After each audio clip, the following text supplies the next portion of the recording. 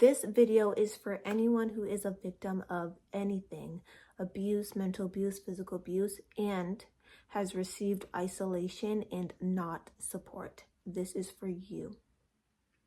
I would not be doing this video if this topic didn't personally resonate with me. This does resonate with me a lot. I have gone through a lot of things where I have received isolation and not support from people who should be supporting me. So this is something I feel extremely passionate about, and I would love to help people, and maybe my mindset can help someone out there.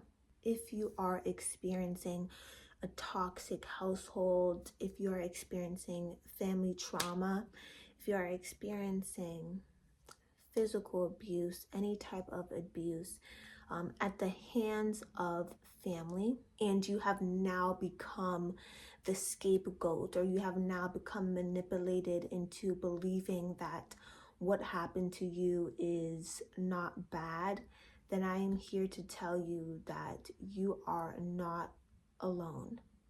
Sometimes it could be a little confusing to know why you are getting isolated.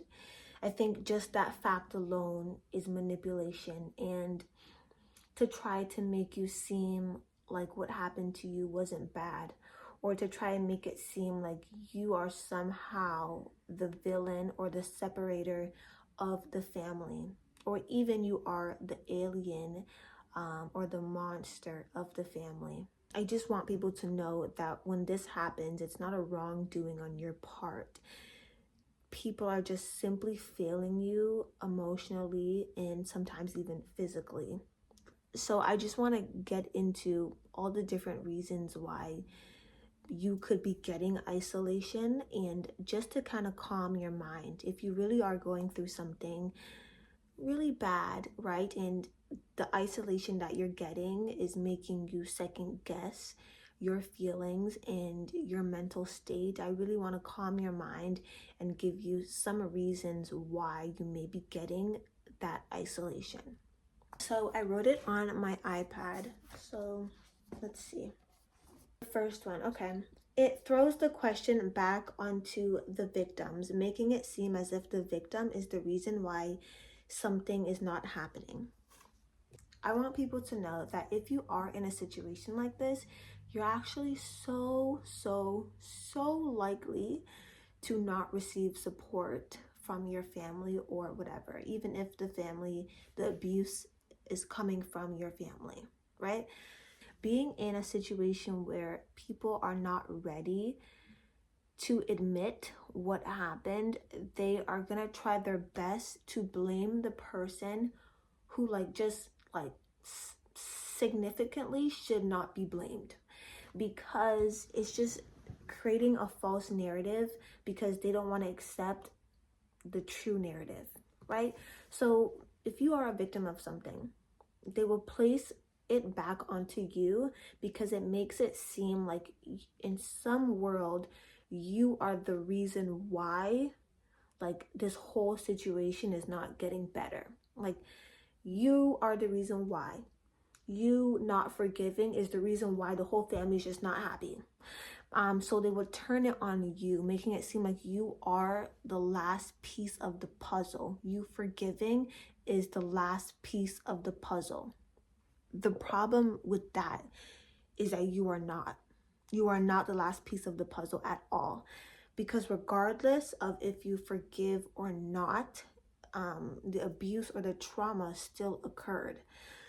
So, honestly speaking, even if you were to forgive, that wouldn't even solve the problem at all, honestly.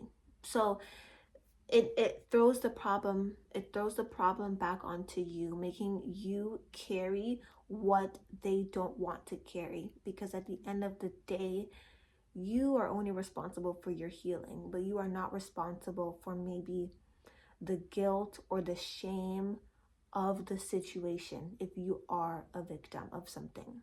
So the second one is simply the people supporting the abuser feel as if they did what the abuser did, then it wouldn't be a big deal to them. So this is very telling. And honestly, my whole life, it got to a point where when I was getting all this isolation, and subconsciously or not, or intensely or not, um, I always knew to myself that, like, the only way that they can do something like this is if they deep down feel as if what truly happened was not a big deal. It honestly got to a point where this has been something I've been experiencing my whole life, so much so that I believe because I've been experiencing it my whole life, it has actually made me stronger, because of the isolation, I've been able to analyze on my own. So I've got to this point where I believe that people who isolate you, deep down, they believe that it's just not a big deal. Like, just plain and simply, they don't support you because it's just not a big deal what happened to you. It's just not a big deal to them. Um, and it's almost something that, like, if they did like what your abuser did, they wouldn't think it was that big of a deal. That's just, honestly, that's just what it is. And they're almost, by not supporting you, they're almost saying that they want a little bit of that mercy, because they knew if they did that, they would want that mercy, which is, like, actually insane if you think about it. But I look at it as it's a blessing, because if it gets to a point where, like, you are getting so much isolation, everyone who is isolating you is just telling you who they are. You have to believe it and move on. Next point. They know that the victim has the power to be strong and expose the family. So isolating them and making them feel weak makes them less likely to do so.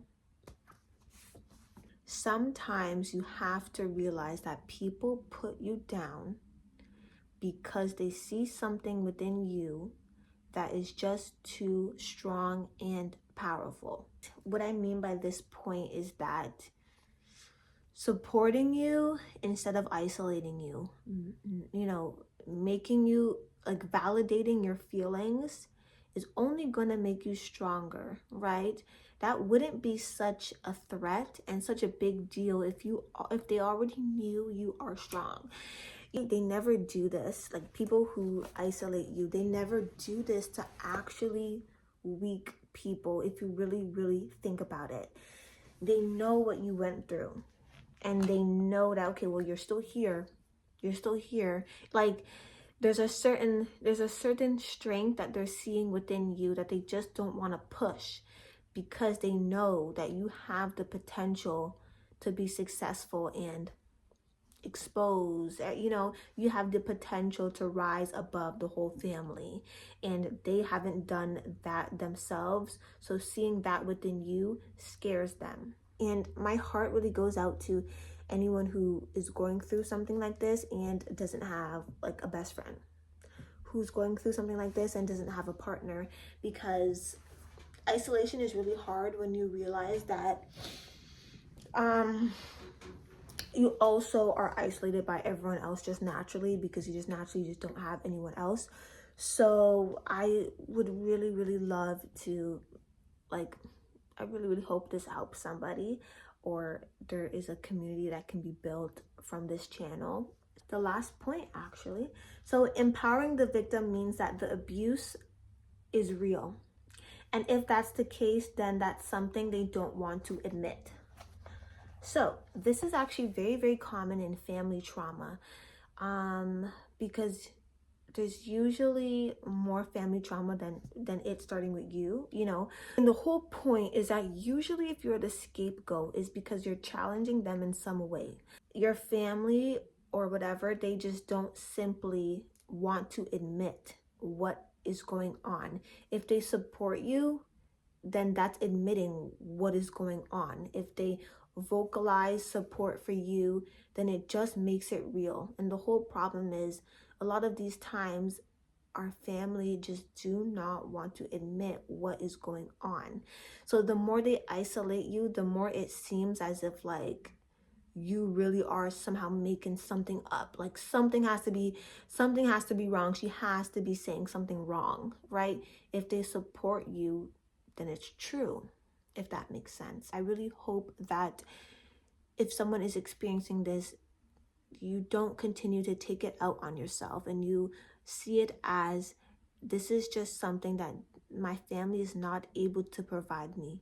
They're not able to provide me with emotional support, maybe because they don't want to admit it, or maybe because they are genuinely just not the best, or whatever conclusion you want to come up with. If you're seeing this video and if you are here this long, then this is something that you are going through, and I really, really hope you find someone and find a community that will support you and not isolate you when you come to them with problems. And I know you will find that, and it will be so absolutely amazing. And you will realize that years of manipulation, years of gaslighting were not your years forever. And your new forever will come soon, I promise.